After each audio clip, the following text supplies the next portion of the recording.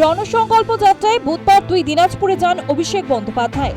দক্ষিণ দিনাজপুরের বালুরঘাটে 2 পরিযায়ী শ্রমিক অসিত সরকার এবং গৌতম বর্মনকে 7 মাস মহারাষ্ট্রে জেলে থাকতে হয়েছিল। তাই নিয়ে শুরু হলো রাজ্যে রাজনৈতিক বিতর্ক। অভিষেক অভিযোগ করলেন, পরিযায়ী শ্রমিকদের ছাড়ানোর বিষয়ে কোনো উদ্যোগই নেননি বালুরঘাটের সাংসদ, শুধু ফ্যাশনই করে গেছেন। এদেরকে যে 7 মাস বিনা কারণে জেলে ঢুকিয়ে রাখা হলো, এদের দোষটা কি, অপরাধটা কি? বাংলায় কথা বলেছে, 1 হাত করে জায়গা দেওয়া হতো ঘুমানোর জন্য 7 মাস ধরে। সুকান্ত মজুমদার 7 দিন থাকতে পারবে? সুকান্ত মজুমদার তো ফ্যাশন শোয়ে হাঁটেন। আপনাকে মানুষ নির্বাচিত করেছে ফ্যাশন শোয়ে হাঁটার জন্য র্যাম্পে। কিন্তু তৃণমূলকে গালিগালাজ করতে গিয়ে, তৃণমূলের বাপ্পাবান্ত করতে গিয়ে সাধারণ মানুষগুলোকে ছোট করেন কেন? জেলবন্দি পরিযায়ী শ্রমিক নিজেকে প্রাক্তন বিজেপি কর্মী হিসেবে পরিচয় দিয়েছেন। গৌতম অভিযোগ করলেন, কোনো রকম সাহায্যই করেননি সুকান্ত মজুমদার। অভিষেকের পাশে দাঁড়িয়ে বললেন, অভিষেক স্যার, মমতা বন্দ্যোপাধ্যায়রা তাকে জেল থেকে ছাড়াতে উদ্যোগ নিয়েছেন। আমার ওয়াইফ সুকান্ত মজুমদারের কাছেও গেছে, ওখানে যায় কোনো কাজই হয়নি। আমাকে আমার ওয়াইফকে বলছে যে ও তো জেলে চলে গেছে, ও আপনি বের হয়ে চলে আসবে মেয়াদ শেষ হয়ে গেলে। মমতা ব্যানার্জি প্লাস অভিষেক স্যার আমাদেরকে জেল থেকে সরানোর ব্যবস্থা করে। বিজেপির থেকে কোনো সাহায্য পায়নি, তো যা সাহায্য করেছে আমাদেরকে তৃণমূল তরফ থেকে সাহায্য করেছে, এবং তৃণমূল তরফ থেকে আমাদেরকে বাড়ির ব্যবস্থা, খাওয়া দাওয়া যত আছে সব কিছু দিয়েছে বাড়িতে। গৌতম বর্মনের পাশেই দাঁড়িয়েছিলেন তার স্ত্রী। গৌতমের অভিযোগে সায় দিয়েছেন তিনিও, অথচ সুকান্ত মজুমদারের সঙ্গে দেখা করে অন্যরকম কথাই তিনি বলেছিলেন।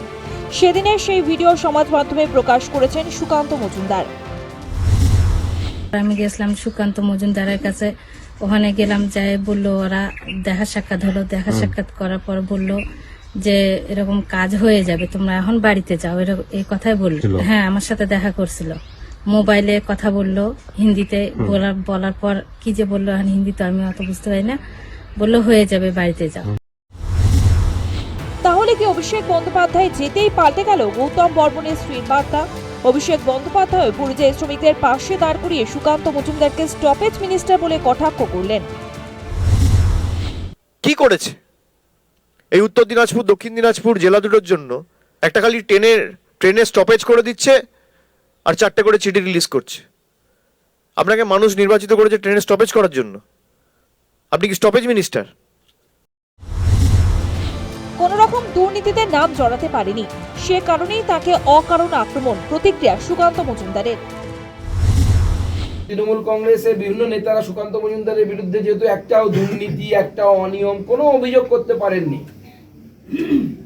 তারপর থেকে ওনারা খুঁজছিলেন যে সুকান্ত মজুমদারকে কিভাবে একটু জব্দ করা যায়। যে ব্যক্তিকে নিয়ে অভিষেক বন্দ্যোপাধ্যায় নোংরা রাজনীতি করছে, 2 লাখ টাকা দিয়েছেন, আমার কাছে খবর আছে, এবং চাকরি দেওয়ার প্রতিশ্রুতি দিয়েছেন, দিয়ে তাদেরকে দিয়ে বলাচ্ছে আমরা সুকান্ত মজুমদারের কাছে গেছিলাম, আমাদেরকে কোনো সাহায্য করা হয়নি। আজকে তার আসল সত্য আমি ভিডিও সহ প্রকাশ করে দিয়েছি।